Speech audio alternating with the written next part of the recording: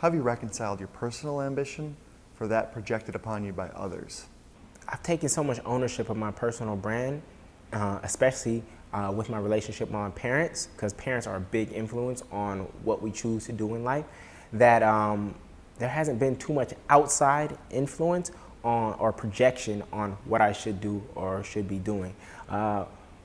My mother, she's still concerned because that's her motherly energy of you need to have this traditional career because she was a doctor, you know what I'm saying? She went to undergrad, then went to medical school, then whatever you do after that, but the steps were laid out for basically until you're after 30 years old for a doctor. And that's what she's known as success or security.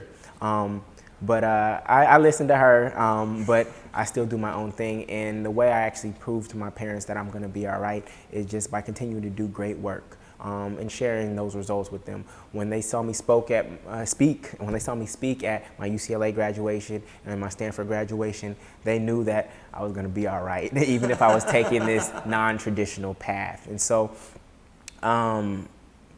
yeah, like I said, going back to my purpose, my influence has come from my spiritual source more so than anywhere else. And even if you read Success Built to Last by Jerry Porras, where he studied 500 of the world's most successful people, Olympians, Nobel Peace Prize winners, CEOs of Fortune 500 companies, US presidents, they are more concerned with doing what they love than being loved.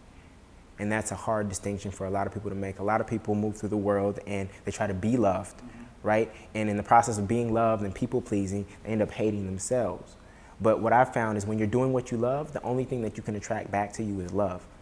I've only met amazing people like you, other Capture Your Flag alumni, and you're doing what you love, and that's what's attracting these Capture Your Flag alumni to you. It's because you're doing what you love. People want to be around that kind of energy. So it's just easier to just do what you love if your ultimate goal is actually to have love in your life.